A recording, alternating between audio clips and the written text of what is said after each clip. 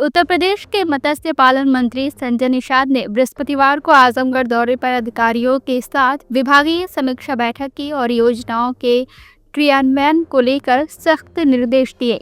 इस दौरान उन्होंने कई मुद्दों पर खुलकर अपनी राय रखी और विपक्षी दलों के नेताओं के बयानों पर पलटवार किया।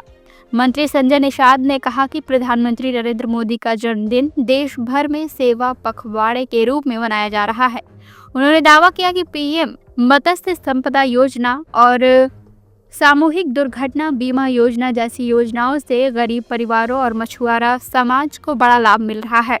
उन्होंने अधिकारियों को निर्देशित किया कि योजनाओं का लाभ सीधा पात्रों तक पहुंचे।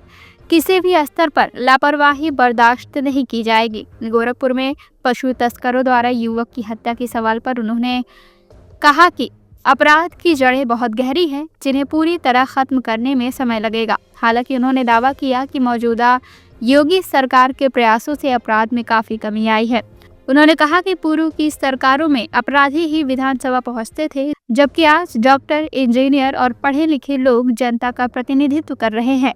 AIMIM प्रदेश अध्यक्ष के हालिया बयान पर उन्होंने कड़ा रुख अपनाते हुए कहा कि जो लोग सालार मसूद और औरंगजेब की बात करते हैं, उन्हें पाकिस्तान और बांग्लादेश चले जाना चाहिए। उन्होंने मुगल शासकों को लुटेरा बताते हुए कहा कि ऐसे नामों का गुणगान करने वाले लोग भारतीय संस्कृति को तोड़ने की कोशिश कर रहे हैं। भाजपा के साथ रिश्तों को लेकर पूछे गए सवाल पर उन्होंने माना कि पार्टी के कुछ छोटे नेता उनकी पार्टी और समाज पर टिप्पणी करते हैं। उन्होंने चेतावनी दी कि ऐसे बयानों से भाजपा को ही नुकसान होगा और यह लोग पार्टी की हवा निकालने का काम कर रहे हैं। तो जिस तरीके से दलितों के आरक्षण में लिखा हुआ था संविधान में, जब अम्बेडकर ने संविधान बनाया, लेकिन पूरे 37 साल तक उनको दूर रहना पड़ा, बैकलॉग से कोई लागू नहीं था। लागू तब हुआ जब दलितों में एक पॉलिटिकल गॉडफादर ऑफ लेदरमैन कांशीराम आए और उन्होंने कॉन्स्टिट्यूशनल राइट लेने के लिए एक समुदाय को जो है खड़ा किया कि नहीं, अगर कॉन्स्टिट्यूशनल संवैधानिक अधिकार आपका बनता है और बेईमान का साथ छोड़ो और संविधान के साथ में आओ, तो आया। उसी तरीके से हमने सभी समूह को, निषादों को मैंने बुक लिखकर उनका समूह बनाकर इनको किया कि इसमें एक जो संवैधानिक अधिकार राष्ट्रपति ने लिखा था 10 अगस्त 1950 को कॉन्स्टिट्यूशन ऑफ के अनुसार अधिसूचना जारी थी कि लेदरमैन, वाशरमैन, फिशरमैन। तो उत्तर प्रदेश सरकार ने एक नया अधिसूचना जारी करके एक गुमराह किया था 1994 में कि दिल्ली की अधिसूचना अनुसूचित जाति अत्याचार निवारण अधिनियम में 24 नंबर पर चमार भाई, 30 नंबर पर धोबी भाई और 53 पर मझवार हैं। अभी 16 तारीख को भी जून में हुआ। तो ये अनुसूचित जाति के हकदार हैं और अनुसूचित जाति अत्याचार निवारण अधिनियम से संरक्षित है, इनकी नौकरी, पैसा सब सुरक्षित है।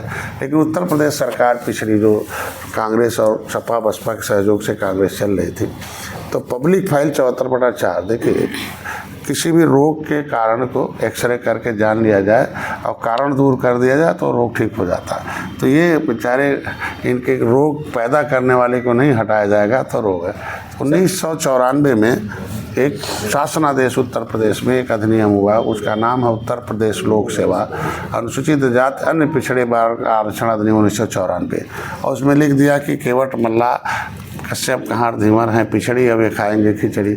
अब दिल्ली के राष्ट्रपति का अधिसूचना और राज्य का अधिसूचना कंट्राइंडिकेट हो गया।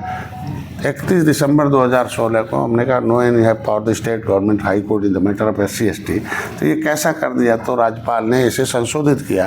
पहली सरकार हमारी है कि माननीय मुख्यमंत्री जी ने RGI को पत्र लिखा, जो मैंने लिखा कि दिशा निर्देश दिया जाए। तो उन्होंने कहा कि RGI ने लिखा कि नहीं, केवट मल्ला मझवार हैं, ये 1961 में इनकी गिनती हुई थी, हमारे सेंसस में प्रिंटेड है। तो decided authority that RGI registrar general of census of the who are person of OBC and SC, तो उसने डिसाइड कर दिया हमें। लेकिन उसने उस पत्र को मूव कर दिया सामाजिक न्याय मंत्रालय को कि आज का नोडल विभाग सामाजिक न्याय मंत्रालय है, वो इस पर डिसीजन ले। तो आज के दिन में दिल्ली में अभी ताल से निकल कर जिनका खाल पिछली सरकारों ने निकाल लिया था, ताल में चले गए थे, ताल से ताल कटोरा भी गए थे अभी लाखों लोग। तो ये जब एकता दिखती है तो उसकी समस्या का समाधान हो जाता है। हमने कहा, मैंने कहा उनको, उसके मैंने प्रेस कॉन्फ्रेंस में बता दिया कि ये जो छोटे नेता हैं जो अमर्यादित शब्दों का प्रयोग करते हैं, अगर भारतीय जनता पार्टी मर्यादा पुरुषोत्तम भगवान राम की विचारधारा पर चलने वाली है, हम लोग उससे जुड़े लोग हैं, निषाद राज के वंशज हैं, तो अमर्यादित टिप्पणी करने वाले लोग अगर भाजपा में रह के अमर्यादित टिप्पणी करते रहेंगे तो ये वोट खराब होगा, हमारे लोग नाराज़ होंगे। तो अभी तो 43 सीट हार गई भाजपा, तो आगे अगर ये भाजपा में छेद करने वाले लोग रहेंगे, ये फर्जी पीडीए जो बना था उसका असली पीडीए दिल्ली में जाके एक होकर हवा निकाल दिया फर्जी पीडीए का, तो ये खुद ही भाजपा में रहने वाले कुछ लोग भाजपा के में हवा निकाल रहे हैं, तो इनके ऊपर कार्रवाई नहीं करती है तो अगर तो माना जाए तो इसका तो निराकरण होगा। उसमें CIB इंडिया न्यूज की सभी खबरों को देखने के लिए लाल रंग की बटन को दबाकर चैनल को सब्सक्राइब जरूर करें, घंटी जरूर दबाएं ताकि हमारी सभी खबरों के नोटिफिकेशंस आप तक पहुंचते रहें।